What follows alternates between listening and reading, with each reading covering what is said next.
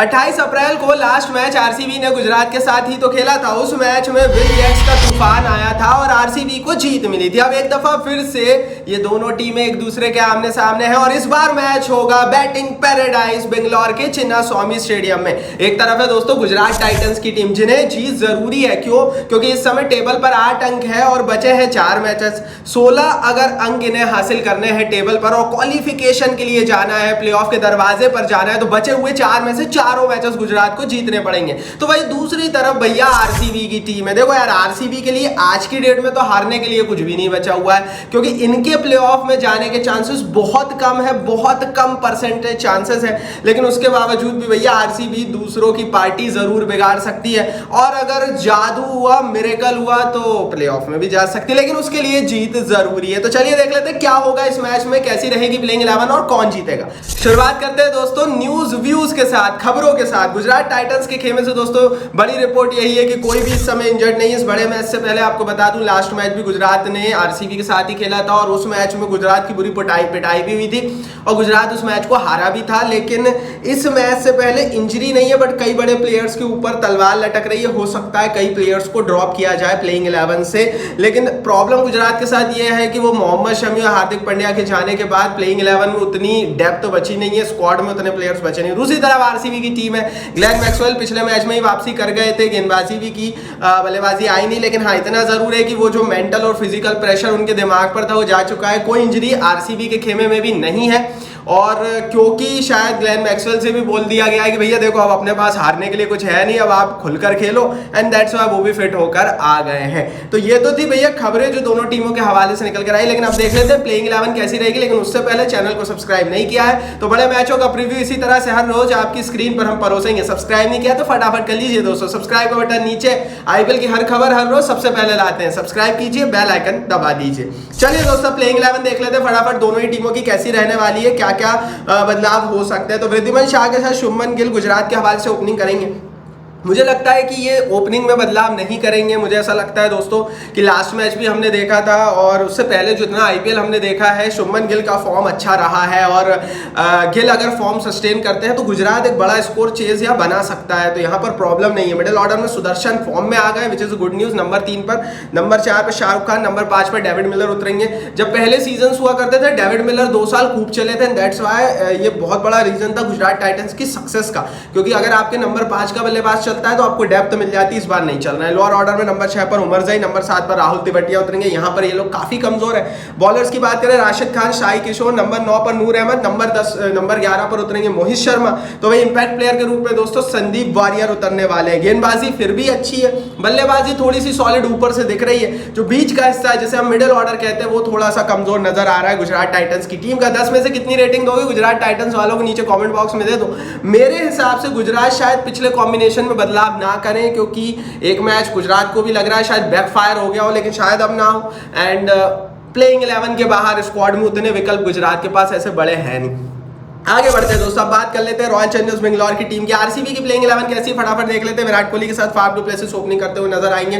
तो यहाँ पर इन्हें कोई प्रॉब्लम नहीं है, क्योंकि ये वो कॉम्बिनेशन है जो इन्हें पिछले कई सालों से जिताता हुआ आ रहा है। पिछले 3 साल से तो जिता ही रहा है और इस साल भी फॉर्म है। नंबर 3 पर इन फॉर्म विल जैक्स, जिनके बारे में जब टूर्नामेंट शुरू हुआ था उससे पहले से ही कहा जा रहा था भैया इसको जरूर खिला लेना, ये आपके लिए कुछ करेगा। एबी डिविलियर्स ने ये बयान दिया था। क्रिकेट फटाफट के एपिसोड में हमने कवर भी किया था कि डिविलियर्स ने ये कहा था कि विल जैक्स को प्लेइंग 11 में जरूर खिला लेना। नंबर 4 पर पाटीदार भी अच्छे फॉर्म में। नंबर 5 पर ग्लेन मैक्सवेल की वापसी जो पिछले मैच में ही हो गई थी। बात करें लोअर ऑर्डर की, नंबर 6 पर कैमरन ग्रीन, नंबर 7 पर दिनेश कार्तिक उतरेंगे। यहाँ भी ये लोग सॉलिड है दिनेश कार्तिक, अगर वो सस्टेन करते हैं उसी फॉर्म को। तो बात करें दोस्तों गेंदबाजी की तो करण शर्मा, मोहम्मद सिराज, नंबर 10 पर यश दयाल, नंबर 11 पर स्वप्निल सिंह उतरेंगे। एस चौहान जो है वो इंपैक्ट प्लेयर का रोल निभाएंगे। गेंदबाजी जैसा कि हमने कहा पहले से ही इनकी कमजोर थी, जो सबसे बड़ा कारण बना है आज जो इनकी परिस्थिति है उसका।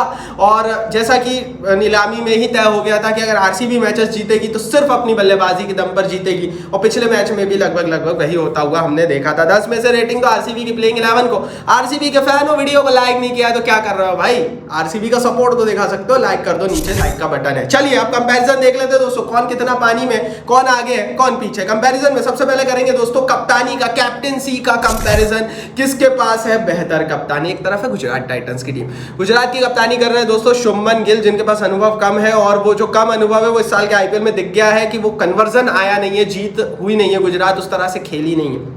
दूसरी तरफ आरसीबी की टीम है, आरसीबी के पास एक स्टेबल कप्तान है। अगर हम गुजरात से कंपेयर करें तो यार सीधा सीधा स्टार जाता है आरसीबी को। आरसीबी की कप्तानी मेरे हिसाब से क्लियर कट बेहतर आज की डेट में तो नजर आ रही है। कप्तानी के बाद आप बात कर लेते हैं दोस्तों बल्लेबाजी की, किसके पास बेहतर बल्लेबाजी। अगर इस साल के आईपीएल और करंट फॉर्म को उठाकर देखें तो विराट कोहली इधर आरसीबी के खेमे से चल रहा है, विल जैक्स चल रहे हैं, तो वही दूसरी तरफ शुभमन गिल चल रहा है गुजरात के खेमे से, साई सुदर्शन चल रहा है, तो दोनों सेम लेवल पर है। और यहाँ पर मैं दोनों को एक एक स्टार दूंगा। मुझे नहीं लगता कि कोई सी भी बल्लेबाजी कमतर है, क्योंकि जब आप गुजरात की बल्लेबाजी देखते हो तो मिडिल ऑर्डर में गुजरात को, लोअर ऑर्डर मिडिल ऑर्डर में प्रॉब्लम गुजरात को भी है और आरसीबी को भी है। अगर दिनेश नहीं, कार्तिक नहीं चले ना तो वो प्रॉब्लम आरसीबी को भी है। दैट्स व्हाई दोस्तों बल्लेबाजी में मैंने दोनों को एक एक स्टार दिया है। आप कितने दोगे नीचे कमेंट बॉक्स में दे दो। अब ऑलराउंडर्स का कंपैरिजन कर लेते हैं। मुझे मेरे हिसाब से जिस तरह का आईपीएल, जिस टाइप का आईपीएल इस समय दोनों टीमों ने देखा है, दोनों के पास अच्छे ऑलराउंडर नहीं है, तो दोनों को ही स्टार नहीं दिया है हमने। करंट आईपीएल फॉर्म के आधार पर दोनों को यहाँ पर स्टार नहीं दिया है। आपके हिसाब से क्या आप भी ऐसे ही करते या आप किसी को स्टार देते, अपनी राय बताना। आप पेसर्स को देख लेते हैं दोस्तों। पेसर्स यार दोनों टीमों की कमजोरी रही। मोहित शर्मा से उम्मीद थी, कुछ मैचों में चले, कुछ मैचों में नहीं चले। उसके अलावा वो प्रॉब्लम गुजरात की भी रही है, गुजरात के पास भी वो पेसर्स का ऑप्शन रही नहीं है। दैट्स व्हाई इंपैक्ट प्लेयर के रूप में संदीप वॉरियर को खिला रहे हैं। और आरसीबी तो हमें नीलामी से ही पता था, ना वो अलजारी जोसेफ चल पाए, ना वो लॉकी फर्ग्यूसन चल पाए, ना वो टॉपली ने कुछ किया। तो ले देकर हमें दोनों टीमों की तेज गेंदबाजी में हमने स्टार नहीं दिया। आप अगर देना चाहते तो बताइए कमेंट बॉक्स में किसको देंगे।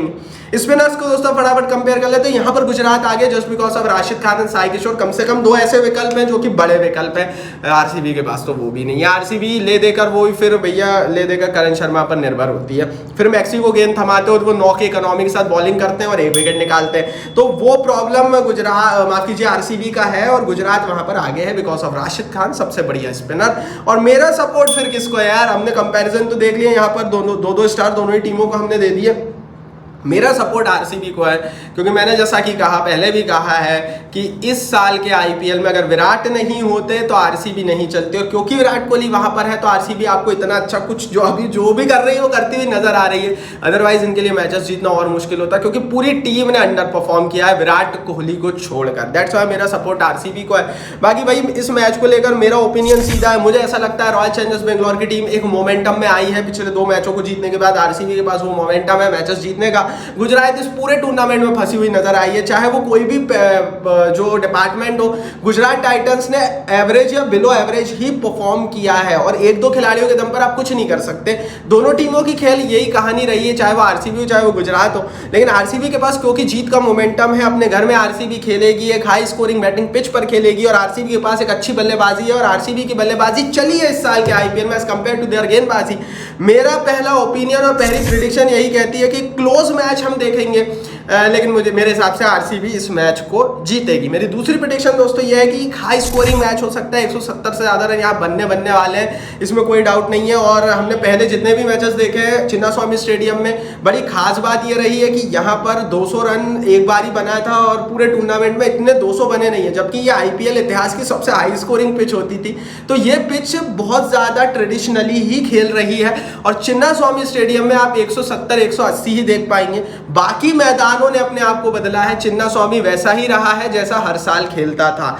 तीसरी प्रेडिक्शन दोस्तों, यहाँ पेसर्स रूल कर रहे हैं और पहले भी यहाँ पर अगर विकेट निकलते थे तो 70% पेसर्स निकालते थे। तो मोहित शर्मा या यश दयाल, इन दोनों में से कोई एक 2 से ज्यादा विकेट इस पिच पर निकाल सकता है। 3 प्रेडिक्शंस थी। बाकी आप बताओ दोस्तों, आपके हिसाब से क्या होने वाला है मैच में? आपके हिसाब से कौन जीतेगा इस मैच को, आरसीबी या गुजरात टाइटंस? अपनी राय नीचे कमेंट बॉक्स में लिख दो। इस वीडियो को लाइक और शेयर कर दो अपने हर एक क्रिकेट फैन के साथ, और चैनल को सब्सक्राइब नहीं किया तो सब्सक्राइब का बटन नीचे फटाफट हिट करके बेल आइकन दबाओ।